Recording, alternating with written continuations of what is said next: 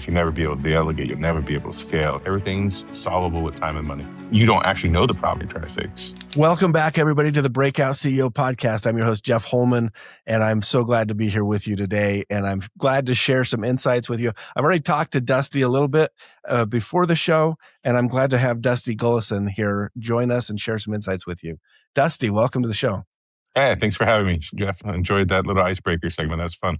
Yeah, it's good to hear some questions that aren't always about, tell me about what your revenue was last year, or, tell me about your worst experience ever, right? So it's good to hear a little bit of the background. Yeah. In fact, I've got more questions that I wanted to ask you from that, but, we'll do that another time. Sure. So we connected, and I've been learning a little bit about your business offline, but our audience doesn't know it. You just went through a big rebranding, though, from eResources to Tectonic. A small project in the work for 2 years, you said, right? It's just a small project. We have a wonderful, super talented CMO and his team, Jason Clark. Jason came to us through a merger of his old company, Via Studio, back in the day, and his team was just fantastic when it came to planning and strategizing for clients. And we said, you know what, we really need that in our organization. And Jason led us on a 2-year rebrand, very systematic, very thoughtful. Our creative director was very instrumental in this, of course. Not many people do their own stuff. It's always the cobbler's children's syndrome. But we were able to pull that off, and many hours invested. So Tectonic, the reason why we did that, most people ask, is we had acquired 5 companies over the course of the last 10 years. And we're basically a vertically integrated technology company. And what that means is we have a managed services division that manages infrastructure, et cetera, for clients, help desks. We have a digital division that builds software, web, things along those lines. We have an AI division that builds automations and different AI tools for clients. We have a branding and marketing side where really branding and marketing is actually a strategy thing that I try to tell people. So we do a lot of helping companies represent themselves, structure how they're going to communicate, content, etc. And we've developed a couple of SaaS products over our course of our 27 years, serving higher education and corporate philanthropy for like non-standard application processes, workflows for grants, scholarships, schools, etc. And then we have a staffing group where we do back office. So I grew up in Indonesia. I'm a missionary kid, so I grew up there, and we created a whole team out there that provides back office process and accounting to companies in the States. So we're kind of in everything, just because a lot of our clients have become coming to us who've been clients for a very long time. We have some clients that have been with us for the whole time we've been in existence. And they're like, hey, you solved that problem for us. Can you solve this problem? And I'm like, let's see.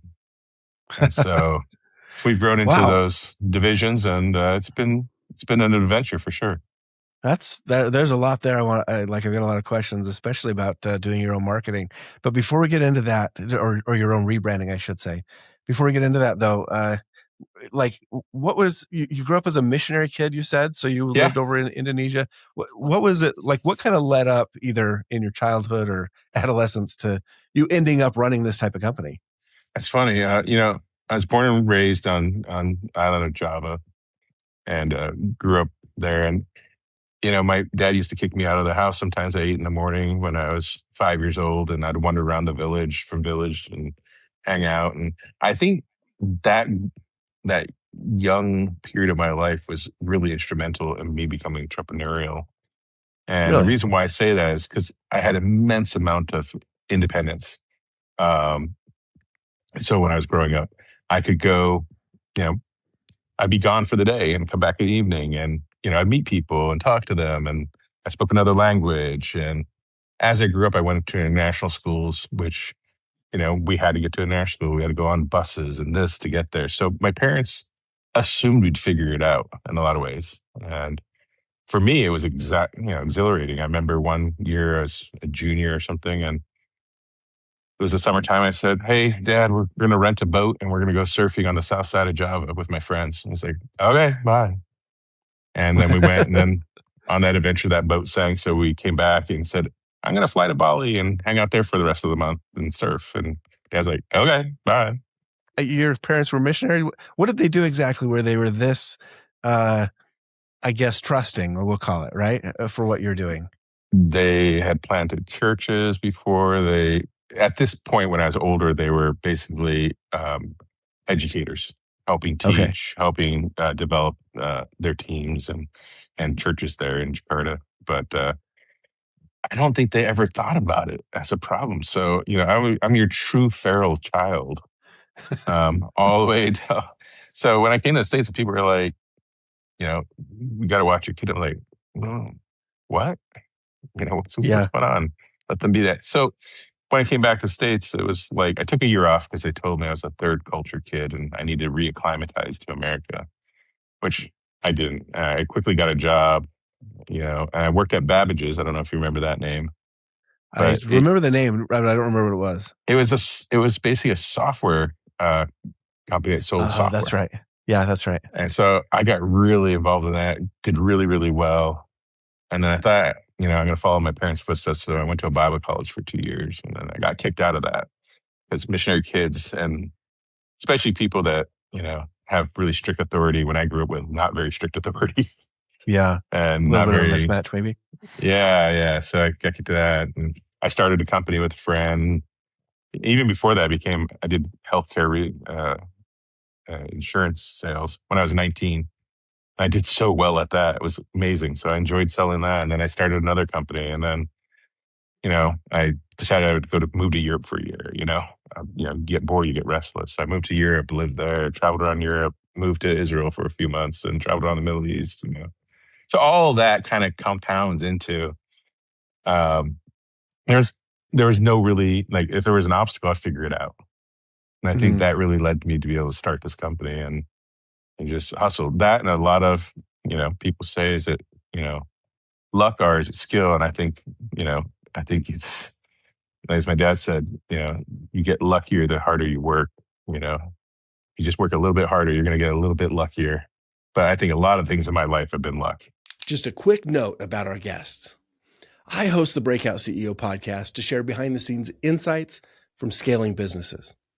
As an attorney, I see the real challenges leaders face long before success becomes public. But client stories have to stay confidential. So we invite guest CEOs to share their own moments of struggle and success. I'm so grateful to our guests and my team at Intellectual Strategies for making this show possible. Now, let's get back to the show. Because there are two types of travel as far as I'm concerned, right? I plan everything. We know where we're going to go, when we're going to be there. We go to a certain restaurant for dinner. We go stay at these places for these nights or these, and everything's planned. And then we have other people who are just more like, hey, we're going to go this direction and we'll be back in about a week or a month and we'll just see what happens. Are you one of those two types? I'm both end, to be honest with you. One end, Okay. it depends on the circumstances. I kind of I like planning stuff and making sure I know what it is. But when I'm there, I'm very malleable.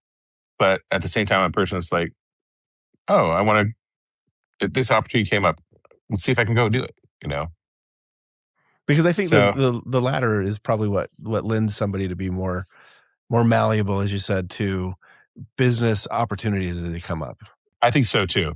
I would say that you know, it's funny. I'm a very external thinker. Like I speak out loud, think out loud, and I'm impulsive in the sense that, like, if I see something, I want to jump on it right away. Right? Like I know that's happening, and 51% of the time, I'm right, which is good. It's better than the opposite. Correct. And when you do keep on doing, I think when you keep on, I think that independent streak and growing up and trying new things, it makes you more and more able and resilient to be able to make good decisions because you've already factored in all that data before. Like, my boat sank when we were Yeah. surfing, then I'm like, okay, I still have like a month of summer left. What am I gonna do? Talk to my friends. hey, why don't we just fly to Bali? Do we have enough money? Yes. You start problem solving it. We can sleep in a hostel, Yeah. stuff like that. And how did that path, like, at what point did you say to yourself, I'm going to start this business, or was it even that direct? I guess you'd started other businesses before. What is it about this business that has led you to be in it for 27 years now? That's so funny. There's a time that people would say, what was your business plan? And I'd be like, Yeah. what's that? My business Oh, plan is to survive. We got to make sure we live, right? yeah. And so I would say that what got me started is I had just married when I was in 98, and I had some friends in the DC metro area that said they had an opportunity for me. And Okay. I was like, okay, cool. And so I moved over there and I said, all right, let's go. And that relationship fell apart after about 6, 7 months. Hmm. Um, and so I was newly married, living in DC, you know, dirt poor, at that point. Yeah. And that's not an inexpensive place to live, right? No, no, not even back then. And I had no degree, right? I didn't go to college. I got kicked out of that Bible college, never really finished a degree. And well, there's nothing like desperation to get you thinking and working hard. You know what I Yeah. mean? Yeah. So, but at the same time, I was like, I never, I look back on it, I was never like stressed. There's some stress, but it was like, I got this, I'll figure it out. And I remember I waited tables. I've always waited tables when I was younger, Hmm. whatever. It's always easy to, fall back on that and make enough money to make rent and basics. Yeah. But I was like, man, there's an opportunity over here for this kind of need for technology. The web was just starting to get really going in 99. And so someone at our church was like, hey, I work over here. I have this problem. I was like, I can solve that. And they're like, have you done it? I'm like, no, but, hold my beer. I'll be right back. That kind of situation. And I solved it. And then, I saw, man, there's a huge opportunity. And that was during the days that there's Vignette as a content management system. And it was like $1 million to buy the license for it. Yeah. And my childhood friend, with our family, lived in Indonesia. And so I said, I need a good program, but I can't afford top right now, but we can later. And so I figured out an H-1B system. Oh, I said I could hire him and bring him over on H-1B, just my little self. Hmm. And so I figured that out and brought him over, and he would program and I'd sleep on the floor, and then he'd wake me up and I'd test and he'd sleep. And then we just built content management systems for nonprofits and large NGOs that couldn't afford the big license. And that's how we really got started. And then from Oh, there, wow. we created our own application management system for another client that became one of our SaaS products. And then client said, oh, you can do this. And this was when managed services didn't exist. And they're like, you manage our network and help us fix computers. And I'm like, we can figure that out. So I built that out. And then it just one thing after another led to even when people were like, hey, you brought your friend Danny over from Indonesia. Can we set up a shop offshore? I'm like, sure, let's figure that out. And it was for a friend that ran a fintech company, and they've been a client ever since 2005. Oh, really? Yeah. So, How many divisions do you run now then? Because it sounds like this is a really, really organic growth like path for the journey. so the way we talk about divisions, there's the marketing storefront divisions that we talk about, and then there's Okay. the central kitchen in the back, right? So real divisions that were out there would be like our digital division, which encompasses branding, marketing, content, strategy, right? The online. Our MSSP, which is itondemand.com, which is its own dedicated, is one of our largest divisions. We manage networks all across the country and internationally. Hmm. And that's pretty robust. And even within that, we have a subset division called Help Desk Realty, where we specialize in multifamily housing management firms, like big groups that manage huge apartment complexes, like multiple ones, right? We Yeah. manage the technology and ERP behind it. Our staffing, which is our offshore, is definitely a unique division because we don't commingle our employees offshore with the US because of compliance reasons. Hmm. And then there's another one in there. Oh, our SaaS product, Orchestrate, our online applications.net. and that manages scholarships, grants, non-standard application processes where there's multiple audiences that need to speak into the process, right? So, like for corporate philanthropy, or for Stanford University, Google, we manage an application system for their scholarships, things like that. So we're broad and we're deep with our clients. Well, that brings me back to the at the beginning, we talked about you rebranding. And as I'm listening to you describe all of these divisions or services or, target customer, Mm. segments, like when you rebranded, that was not a simple rebranding. That's probably why it took No, 2 that's why years, it's 2 right? years. Yeah, yeah. And so Yeah. No. how did you guys think about the rebranding? Like, for me, if I rebrand my law firm, it's a small law firm. We have we do fractional legal services and some transactional things for startups, but it's pretty clear cut what we do. It'd be a pretty straightforward rebrand to do that. But if I had, if I were I don't know, one of the big laws that had every division of law in it in Mhm. multiple places across the country, maybe offices in the other parts of the world, all of a sudden you're talking the complexity is just exponential, I imagine. Yeah. I mean, both paths are very unique and different. Like the small company, that rebranding is just as valuable as the bigger company. I think with the bigger company, thank goodness Jason and his team had experience with rebranding large companies. Yeah. We work with some large brands, some bourbon brands, some manufacturing brands that have multiple types of divisions in them. And Okay. the approach is going to be similar as far as how you set up the strategy for it. Because it really, rebranding is a little bit of navel gazing, but helping the client go, who are you? Who Hmm. do you want to be? And where do you want to go? Instead, a lot of organizations says, this is what we have, rebrand it. And that's not the approach, right? You do need Yeah. to do a lot of introspection, a lot of um, what does your brand represent? What's your persona? How do you want to represent yourself? So Jason and his team have a very structured system they developed over 20 years. That's very good to go through. And it's very methodical and process driven. And I think a lot of people avoid that. They just want to go straight to the logo and the new website. And the problem with that is you're not doing anything. We just put lipstick on a pig at that point. Yeah. Just Sure. when you Change came to, change my colors or whatever. yeah, exactly. And what it really comes down to is, your web presence is really the main person someone's going to see. And you've got to really invest in that persona so that when people come there, that they go, that's who that person is. Not just at the end of the day, colors are not as important as the messaging and structure and how you represent yourself. Yes, it's part of it, but it's not everything. Yeah. But I think that's the most important. That's why it took us 2 years. Who are we? Where are we going? And you interview everybody in the company as much as possible. Tell me about your perception of this company. And Yeah. it's a painful process for a lot of people to go through sometimes because it's a mirror, and a lot of the leadership does not like to hear the answers. They don't want to hear the answers that, John in accounting thinks we're a bunch of jerks. Yeah. Well, that's great, but the process uncovers things that you can fix, which is really healthy. So I recommend always doing a rebranding if you haven't done one, and then doing a brand alignment every 5 years. Like, is our brand who we say we are anymore? Do people see Yeah. this? And you send your surveys to clients and prospects, and you get a lot of good data. I tell you one thing: after you rebrand, you see if you do it right, it does translate into revenue. I guarantee you.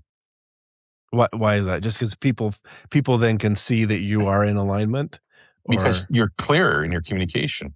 People go, "Oh, I don't know how many people said, 'Oh, I didn't know you did that,' or 'Oh, that makes more sense what you're trying to say.' Oh, I can see how we can use both these services," especially with existing clients, right? We're like, "Oh," yeah. there's a lot of this light bulb event where people go, "I went to your website before and I didn't understand what you did, but now I really get it." And so the there's so much opportunity cost. I don't think people realize this when you are trying to sell them stuff. The more you say it in the less clear way you say it, the higher the barrier for them to want to engage with you is. And Yeah. so when we cleared away the clutter, cleared away, and we still have we're still cutting. There's stuff that we're still clearing away, and we have a lot of subsidiary sites and stuff like that. But as you clear it away, you lower the opportunity cost to get to no, because you want people to get to know, no, I don't need you, right? Right. And you want to get a lot of the static out of the way. And the people that really want you are like, that's exactly what I want. You're saying it the way I expect it, and I want to engage. And so it will accelerate revenue. It will accelerate client acquisition, and it'll reduce a number of the static that's out there that people just, can you do this for me? Well, someone asks you that, they're not, your website's not doing a good job in asking you what you need. You know, you're making me think there's a tension here between the organic side of things. We kind of talk about your nature of, you know, traveling. I'm going to call it organically or whatever it Yeah. is, but just there's that organic side. But when you've got an organic living approach to things, all of a sudden you do probably have to prune a little bit more and be more careful You how do. you I clean that mean, up. in the age of AI, it's getting so radical where how you speak and how you talk is going to become more and more apparent, because AI, SEO, or AIO, or whatever you want to call the acronym these Yeah, days, um, is really looking for intelligent conversation. And if your website is contradicting itself, and that's what we do in a branding exercise, making sure that the messaging is correct, it ladders its way down. And if your messaging contradicts itself, AI is not going to want to talk to you and or rank you in a search result. Because more people are yeah, using AI for search than Google anymore. yeah, definitely, definitely. Well, I want to explore a little bit about some of the pivotal decisions you've made along the way, and with so with so much growth and so many people, I'm sure you've had numerous opportunities to say, "Wait a second, is this the right thing?" Or "What are we doing next?" And so those types of pivotal moments, I think, are very revealing, not only about how we think and the perspectives we have, but maybe how we add on to those perspectives and we gain perspective, so that somebody listening to this could maybe hear your story and say, "Oh gosh, I hadn't thought about expanding my perspectives in that type of way." Uh, what are some of the moments in the growth of your business where you've, I guess, said, hold my beer. I'm gonna take care of this."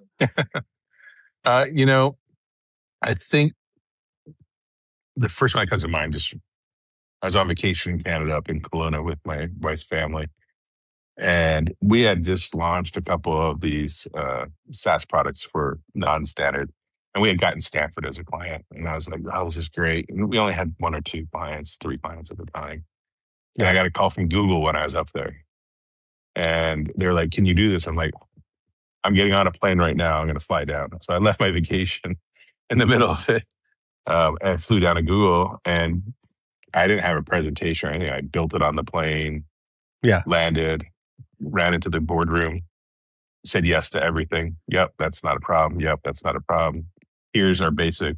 We'll add that. And walked away with a contract that day. And I think that really launched us, because it's when you can get a Fortune 50 to say, yeah, you are capable of servicing us.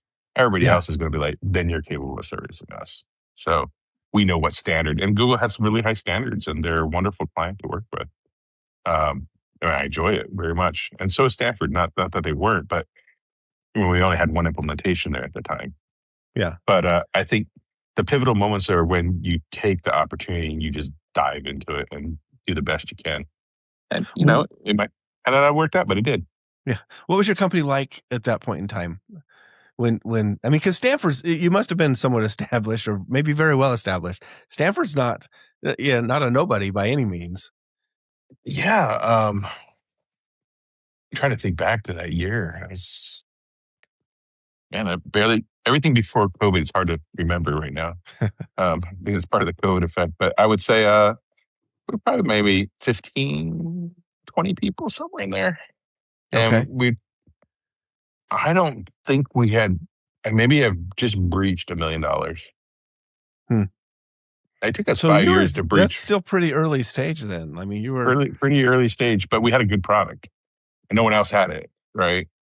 And SaaS wasn't a big thing at the time. So we were really SaaS before SaaS was a huge thing back in okay. 2005. I think it was 2006 ish. I have to look at the calendar. I have a history map.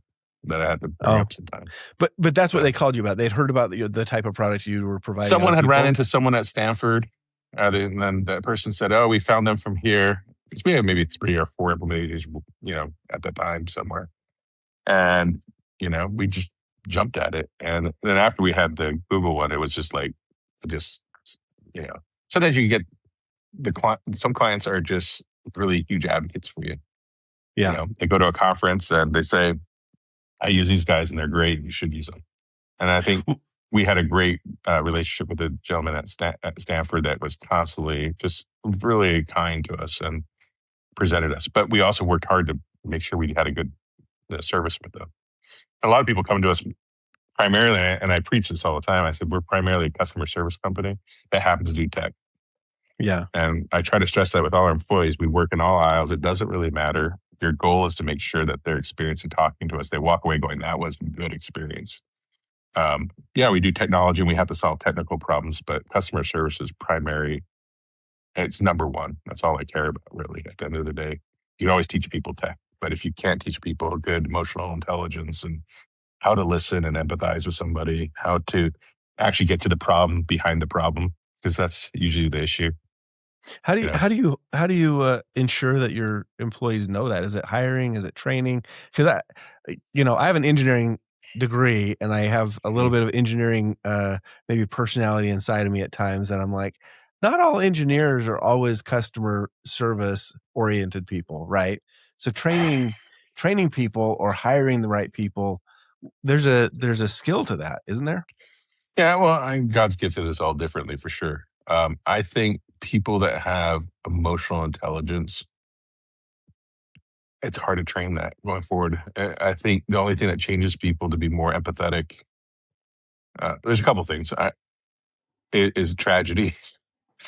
Tragedy is a Hmm. good empathy trainer as long as you don't get bitter about it. Um, Yeah. Upbringing, when you had good parents, thank God I had good parents that listened. And I think and the other third thing, I actually read this, or my wife read it a couple of years ago. People that read novels actually grow in empathy and ability to listen. And I don't know why. I think hearing stories of other people and what they go through in their life actually is expanding for people. Wait, so I read a lot of business books. I haven't Yeah. read many fictional novels I force recently, myself but to read. I alternate. I'll do fiction, nonfiction, some science, then a history book, then a biography, and then I go back. My dad always had that routine, so I've always followed him on that routine. oh, So I really? find that to be very, very helpful. But it is true, like when you read, like, East of Eden, for instance, Steinbeck or something like that, that's you feel with those characters, you empathize with them. And Yeah. so you're expanding your empathizing muscle, if that exists, but the ability to empathize because you get involved. I mean, there's sometimes in movies, but I think books, you have to sit with it, right? In movies, it goes so fast, it's hard to. Whereas a book is over a period of time, you sit with that character struggling, overcoming, struggling, overcoming.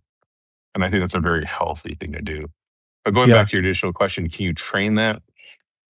I don't think so, to be honest. You, you either have at least the seedling of it that you can continue to fan that flame, or you don't. I'm not saying people that don't have great empathetic skills are bad, but when you talk to customer facing side, when you're actually talking to a customer, you really need that. Yeah. I know some people that are amazing engineers that we don't want them in front of the client, not because they're bad people. It's No, because different skill sets. they're different skill sets and they're about, ninja problem solvers. They're gonna solve that problem, I had, Yeah. I had one employee, if he listens to this, he'll know who he is. But I love him. He's a great guy. We'll call And him John. we call him John, generic John. John's been with us for a long time, and John's, as sincere as the day is long, just a great guy. But we had a problem with one of our clients couldn't get their email to work. We were at the time hosted Exchange and all that stuff. But we had a big data center with a lot of other things in it that we were hosting. And I said, hey, you need to get it fixed right away because this is a major client. I said, okay. And he says, I need to reboot the server. I said, okay, as long as it doesn't cause any problems, it's okay. He said, yeah, well, they won't have email for like 5 minutes. It'll be back. only rebooted the server, he rebooted the data center. Oh, So all these racks went down and rebooted. everybody in the data center went down. Man, my phone lit up. Everyone's phone lit up. Oh man. And he's like, "You told me to fix it." I'm like, "I know. Should have asked you more questions, I guess." He was very focused on one problem, but And he was not right. thinking He about found the problem that was really complex. He fixed it. He needed a reboot to make it take. But whatever. I don't know all the details, but it was pretty funny. It's pretty Yeah. funny now. From this vantage point, it's funny. Back then, it was like a stress pill. Yeah. Yeah. Well, have you always been this way where you're just like, hey, listen, Google called. I'm gonna head down. I'll talk to them. We'll probably make the sale, and and they'll be back. Is that just the approach you take, or were there certain things that when you make these decisions that you're like, okay, now I've really got to dig in. Like I have to figure something out too while I'm going, because I don't know. I wonder if it's just Because everything, I could tell all our clients, everything's solvable with time and money. Everything. yeah. You have enough time, you have enough money. And we show up at a client and there's a long problem. I'm like, okay, well, this is how we're going to do it. One of the things that I feel like I've been gifted with that I do well at is I can break down a problem in a lot of small pieces. The executive function is strong with me in that sense where, you know, we have to drive from here to New York. What are we going to do? I don't know how to solve this problem. I'm like, okay, how much time do we have? How much money do we Mm-hmm. have? Do we fly? I can start, it just starts cascading in my head all the different options or something, just talking to a large energy client earlier today and they had this problem. And I said, well, here are my, spend an hour. Here are my 50, plus questions that I wrote down. And as they're talking, I was like, and they felt underwater. I was like, listen, let's break this into phases. I can see here's the stepping stones. And I would say stepping stone, here's phase one. And I'd be like, yeah, that sounds about right. Okay. Here's phase two. We're not going to price it out, but we're going to say this is where you need to go. We don't know where we're going to go yet. Here's phase three, here's phase four, and here's phase five. And so I'm able to do that and kind of solution set as I go along. So, when I do get a call and someone's like, hey, can you do this? I'm like, I'm sure we can. And there are times I come to a client and they're like, can you do this? I'm like, I don't want to do that, because I know it's, but you never really know until you do the discovery. And that's my pet peeve in the industry is I don't think you should build anything without a discovery. And people that don't want to pay for discovery, you don't want to have as clients. Because they don't have the time or the money to find the solution if they don't have the time or money to do the discovery. Huh? People that don't have the time or money might agree to find the time and money if you explain to them why the discovery. And the reason, if they don't value discovery, they don't value understanding the problem. Yeah. Because if I ask them what's the problem, they say this, and I ask them 5 other questions, they're like, I don't know. And I go, well, we need a discovery to figure that out. And they're like, no, just give me a price. I'm like, you actually don't value this as a problem to fix. Yeah. You don't actually know the problem you're trying to fix. And if you're not going to take the time to reflect on it, and 9 times out of 10, to be hyperbolic, the reason why people don't do discovery is because people don't want to take the time to solve a problem. And they rather just put it out there. And so they go back to their VP and go, they wanted to spend $50,000 for discovery. And well, I'm not going to do that. They don't want to risk, they don't want to really solve the problem. And they're not good clients. I'm telling you 100%. If they won't do discovery, they're not good clients. Yeah. Well, do you find that having this, because not everybody has this solution oriented approach to life, right? I think there are a lot of people who are very adept at finding problems, but not very great or skilled at proposing or finding solutions. And I've wondered in talking with other people, if the people who are really solution oriented, are they that way because is it an attitude thing, or is it like a learning mentality? Like, oh, like I don't know the answer, but I'm sure I can find it, and I'm going to learn what that answer is. I'm going to learn like, is it a learning process that you go through to find the solutions, or is it just an attitude and you're like, we can do it? What's two things? I think it is learning. My mind went back to I was very fortunate. My parents sent me to an international school in Jakarta called Jakarta International School, and the high school. People were really into sports and they were really into academics. Like Hmm. if you were a smart sport person, you were an amazing person. People love. And there was a lot of competitive academic um, high schoolers there, and it was multicultural, which was amazing. Japanese, Korean, Australian, European, you name it, all around the world is a melting pot. Yeah. But we had both AP courses and International Baccalaureate or IB courses. Hmm. And I remember one course that I took was like the origins of World War II in Europe, and you know, it's a very specific history course, right? And it was kind of like a college. You get these cool courses. There was Yeah. only like maybe 10 people in that class, and we sat in a circle, and he printed out what we had to read. We read tons of stuff. But every week, at the end of the week, we had to submit like a 10 to 20 page essay. We make up our own topic, whatever.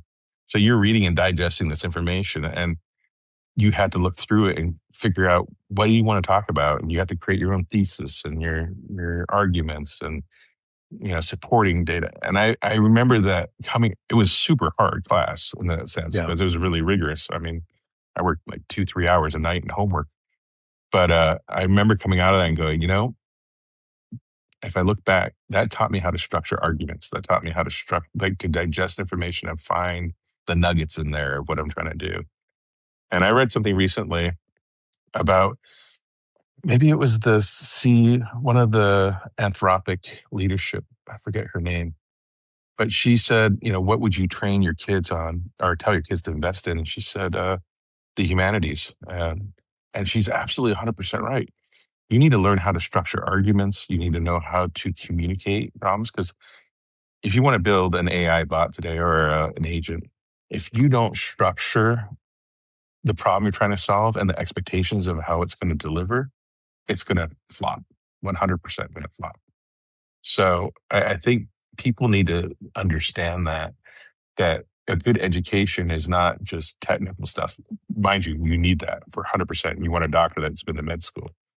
Yeah. But you want to go to a rigorous humanities school that really challenges your thoughts all the time. It's not just, I feel like it's checking the box. Here's an essay, it's done. But, when I'd go back to that class in high school, the teacher would have read through them all. And on Monday, he'd be like, in a group setting, why'd you make that argument? It's not a good argument, Mhm. and that makes you resilient. It makes you like, you have to defend yourself and then you have to be on your feet. And there's one other class in high school I loved, by the way. It was my impromptu speaking class. Oh Is yeah. how to speak. It was wonderful. And one of the exercises they gave eventually was the teacher would give you a made up word and you had to talk impromptu for 5 minutes about it, like you're authoritative. That was a super fun class. And that taught me to be able to think on my feet quickly.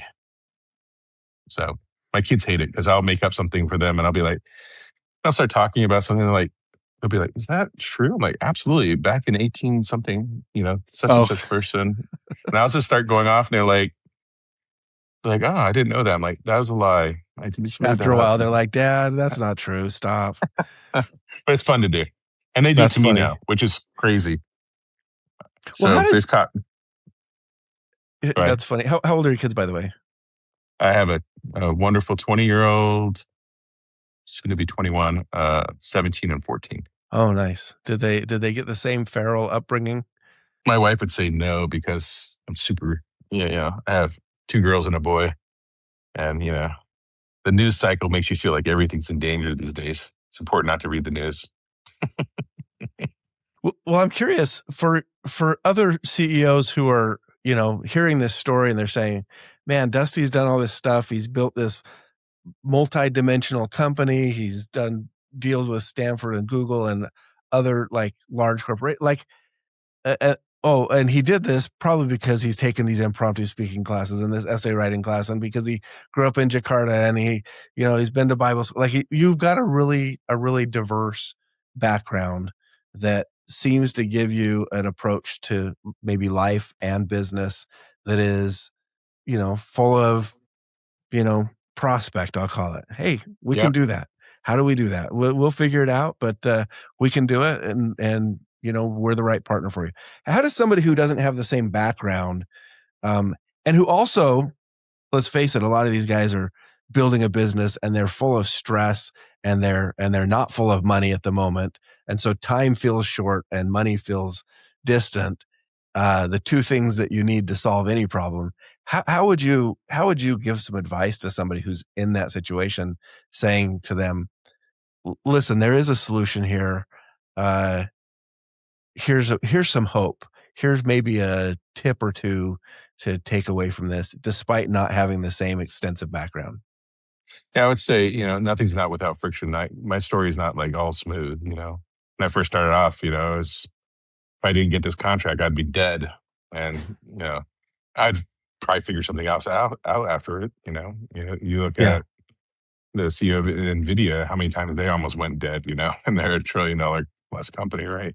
So first of all, don't worry about those. You're going to encounter, as Jesus said, in this world, you will have troubles. You will. Just, Yeah. just accept that you have troubles. That's not a problem.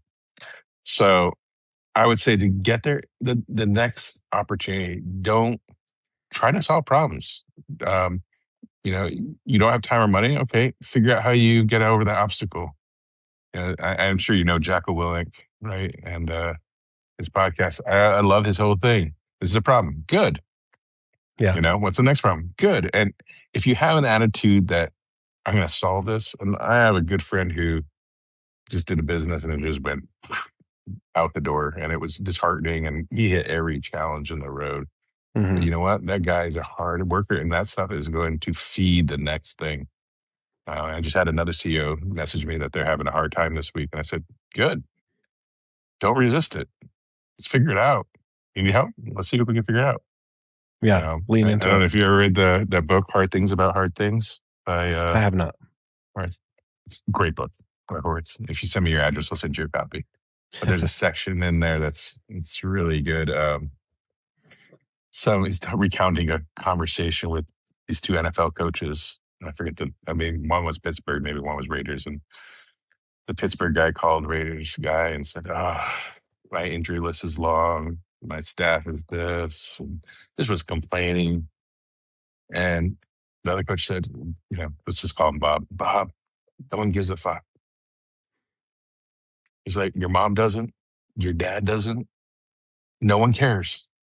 No one cares. And he's right. He said at the end, no one only cares and should care is you. So stop complaining and start solving.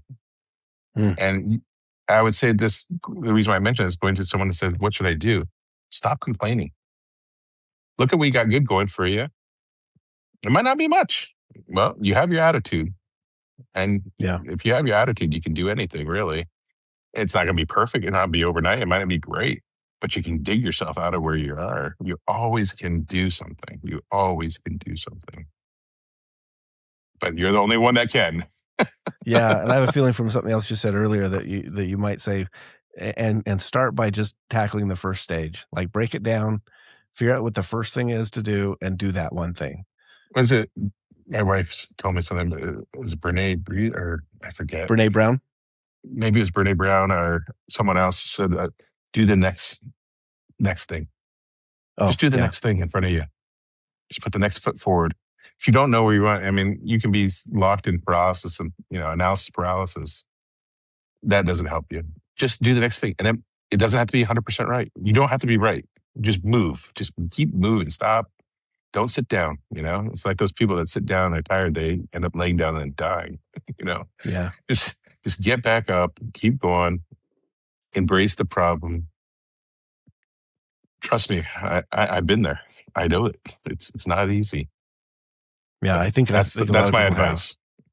I appreciate that. And with this action oriented approach, where are you taking Tectonic next? What does this look like in 3 to 5 years from now? So we have a number. So first of all, we're doing a lot more outward bound sales and brand awareness. Part of us talking on different podcasts. We have speaking engagements. So we're positioning ourselves for that. Yeah. We're upgrading a number of SaaS products.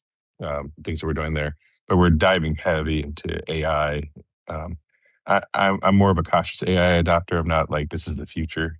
There are some things you can say it's future, but automation's already been around, and I think people think AI is going to take things. AI is just automation, just like the assembly line, to a factory. AI is going to do things faster and not perfect, but so we do our initiatives right now are AI integration as part of our DNA, not part of as a project. So that's one. Mm-hmm. Two is brand awareness and forward looking. We're always looking to acquire another company that meets our profile, what we're trying to do. Um, so that's really our three things this year. And I've stopped trying to plan for a number. I think planning for a number is not very helpful. The Yeah. planning for uh, uh, what you want to be is more important than how much money you have in the bank. You can say, yeah, we want to be more profitable. That's great. So you might want to, you can define that. But to say, I want to move from 20 million to 30 million, I don't know. What does that mean? That's not a plan. Are you more of an impact guy? Like when you look at your career and you say, because you talked at one point about, eventually finding rest, right? Like Mm, this is a long journey finding rest.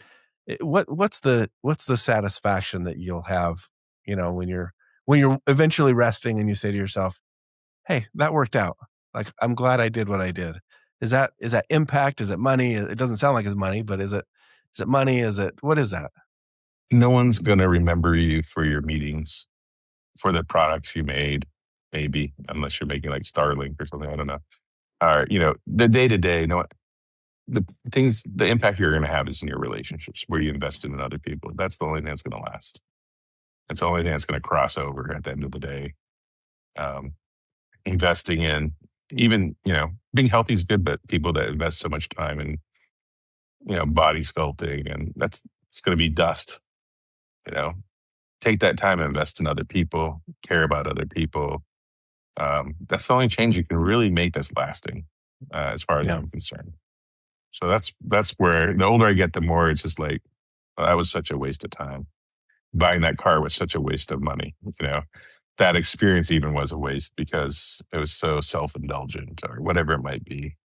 But when you invest in other people, both time and money, you actually pass it along, and there's a lot of value there. Yeah. Well, with a family and kids that are the ages that yours are, there's a lot of opportunity to be had there. I've got kids that are between 16 and 26 at the moment, and Oh, there you there's go. so much to do with them at this point in time in their lives. Yeah. So, What did that one guy say? I forget what CEO said. If your kid wants to hang out with you when they're older, you've won. And I'm like, that's true. So whenever my daughter calls me from college and I haven't talked to her in a couple of weeks and she wants to have dinner, I'm like, man, that's amazing. I love it. I feel like yeah, I've done no, something right. for sure. I was in a networking dinner a few weeks ago, and somebody said, "What's a win from your recent life?" And I said, "You know what? My 26-year-old daughter, who's doing a PhD in finance out in Texas, got an opportunity to go to India, and it's since passed, and she decided not to do it, but she had an opportunity, and one of the first things she did was she called me. She said, 'Dad, I'm going to India. I haven't been before. Do you want to come?' And I'm like, 'Do I want to come? Of course I Yeah. want to come. I'm there. You Uh, just tell me the dates. I'll go with you.'" So I that just had a was, very similar thing with my dad. My dad's 85 and uh, his relatives are from Norway and he wanted to go. He'd never been there. So I said, let me take you on a bucket trip. We're going to go to Norway and Denmark and Sweden. And my son, who was 16 at the time, said, can I come? I was like, damn, Skippy, you can. That's awesome. So it was three generations traveling for 2 weeks. It was beautiful. It's a good oh, time. that's fantastic. So rewarding. I mean, all the business stuff is great. Having money to pay the bills is great, and making smart decisions is great. But I agree with you. The relationships Yep. are something above and beyond for sure. 100%. Well, Dusty, this has been fantastic. I really appreciate you taking some time, sharing some about your business, and just sharing your insights with people, because there are people who have tried to travel this path or are looking to travel this path that you've been down, and hopefully they can pull away one or two insights and apply it in their business that help them get to the next level. Absolutely. If I could help someone, it'd be great. I'm always available for, don't shoot me an email and ask me something. Happy to answer. pretty Very accessible. cool. Very cool. Well, you've been very gracious with your time today on the show, and I want to thank you for doing that. And for all of our friends who joined us to listen in on this episode, thank you again for joining us on the Breakout CEO podcast. Thanks, Jeff. Be sure to follow or subscribe on your favorite podcast platform. And if you enjoy the show, a rating or a review goes a long way. Our mission is to promote the stories of breakout CEOs in scaling SaaS, e-commerce, and tech companies to equip peer CEOs with valuable perspectives and confidence. Thanks again for joining us on this episode of The Breakout CEO. I'm Jeff Holman, and I'll see you next time.